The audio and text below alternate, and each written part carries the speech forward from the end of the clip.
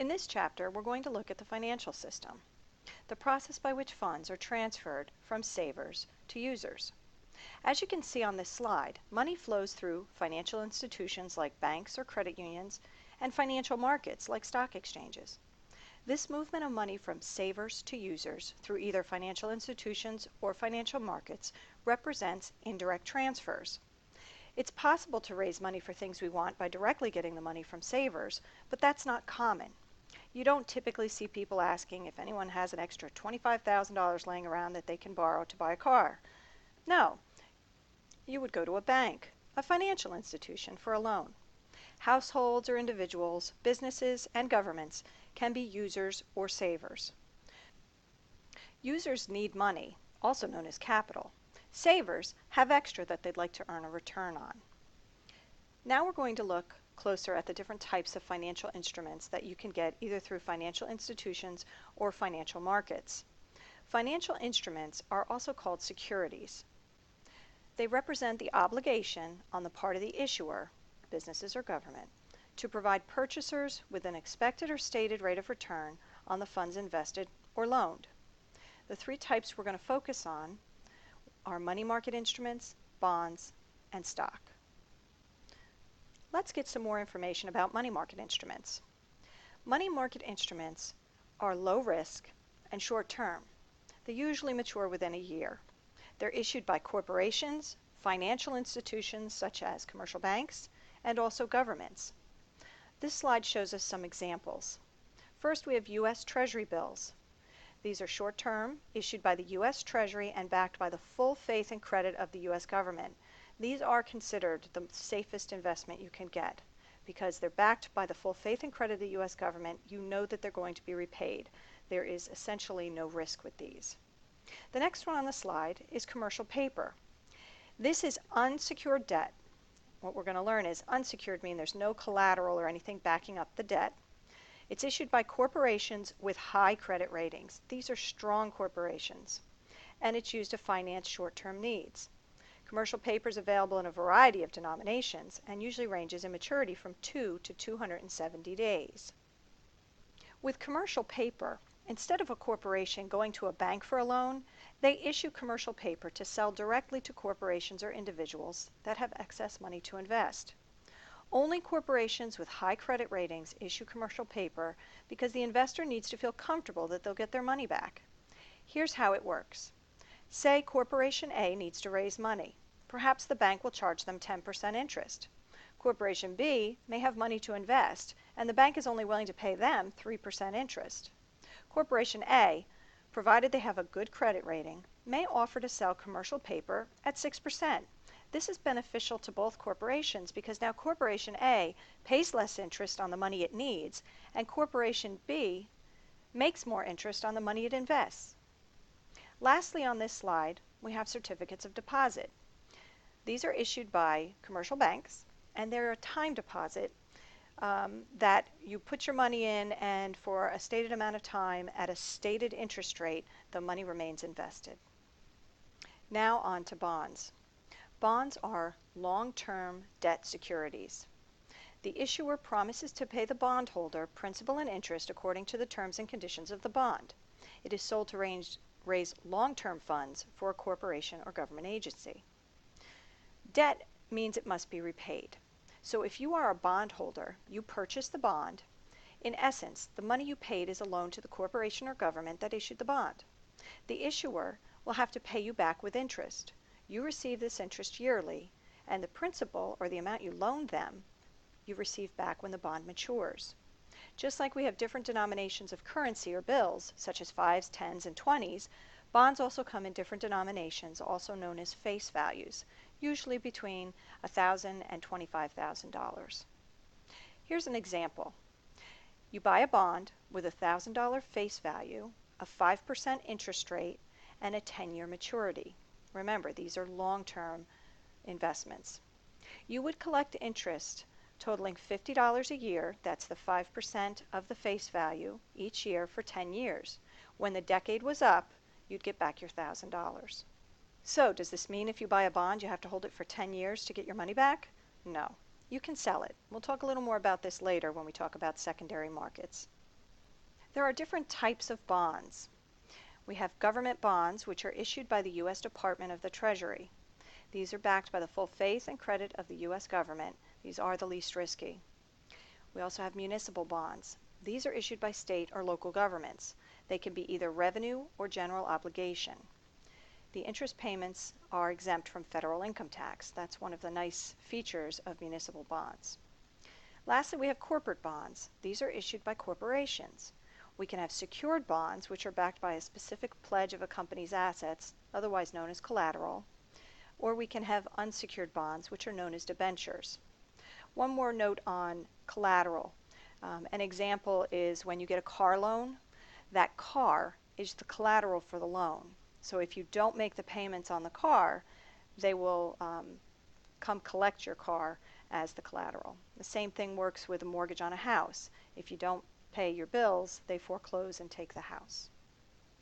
Bonds can be issued by governments, municipalities, and corporations.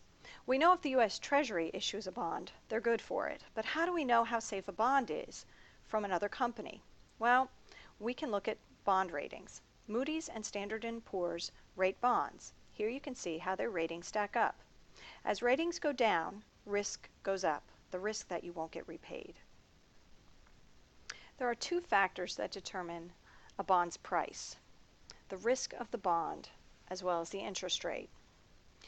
We know that bonds mature on a specific date, so borrowers must have the necessary funds available to pay the principal when those bonds mature.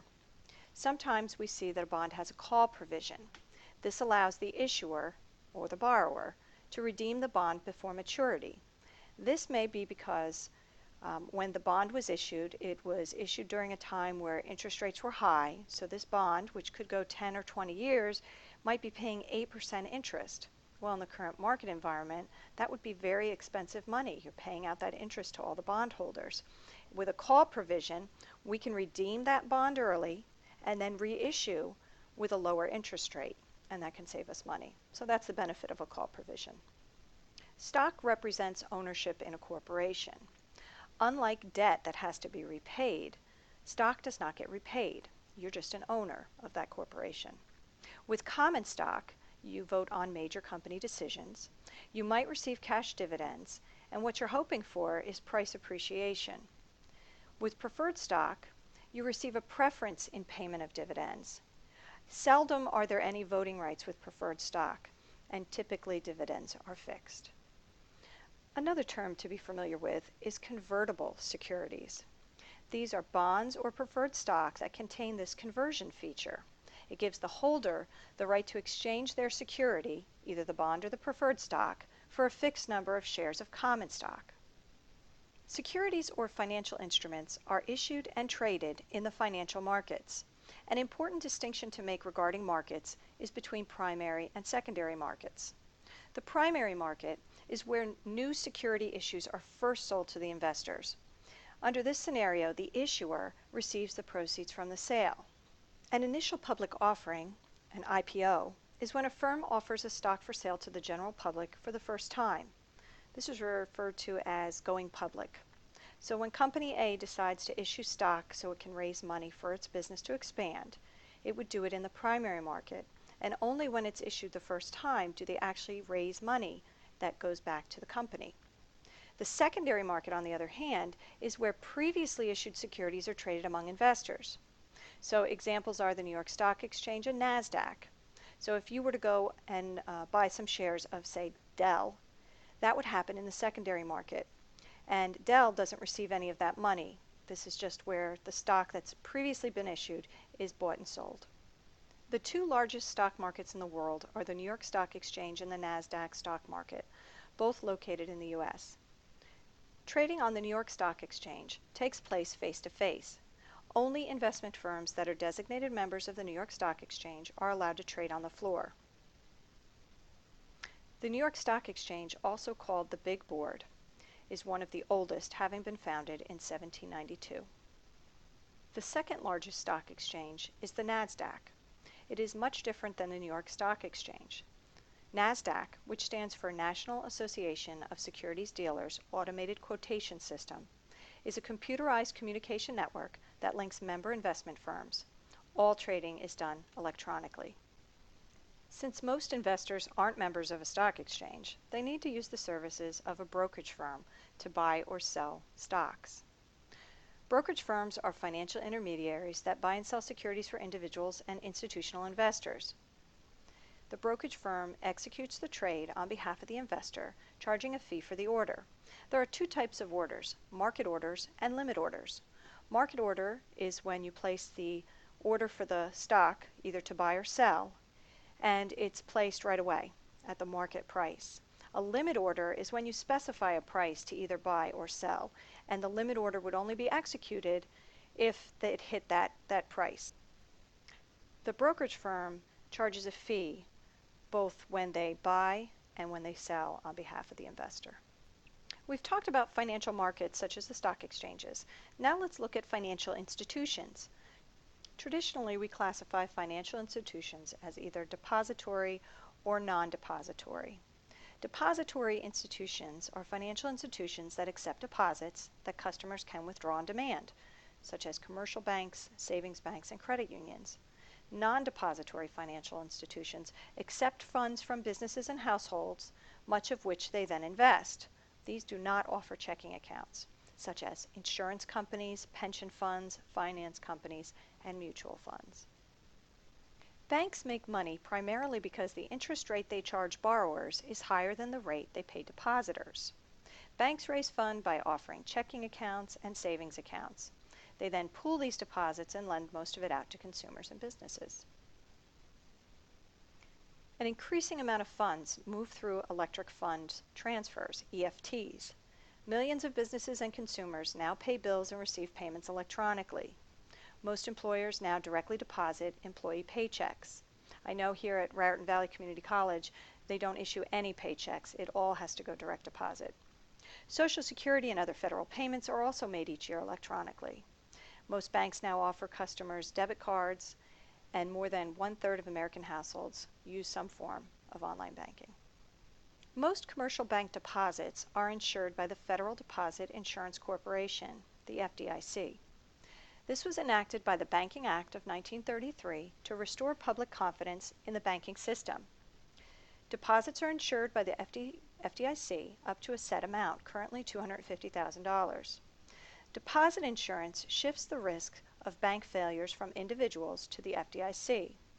During the Great Depression and leading up to it, there were a lot of banks that would go bankrupt, and that's when we saw this rush of consumers to pull their money out. These bank runs were a real concern, and there wasn't confidence in our banking system. So that's why this Federal Deposit Insurance Corporation started this insurance to restore confidence in the banking system. Now let's look more in depth at mutual funds. This is a widely used and very popular way to invest. A mutual fund is a financial institution that pools investment money from purchases of its shares and uses that money to acquire a diversified portfolio of securities consistent with the fund's investment objective. So investors who buy shares in a mutual fund become part owners of a large number of securities, thereby lessening their individual risk. The greatest advantage of a mutual fund is diversification. Diversification helps to reduce risk since all your eggs aren't in one basket. Mutual funds can be made up of stocks, bonds, money market instruments, or a combination of these.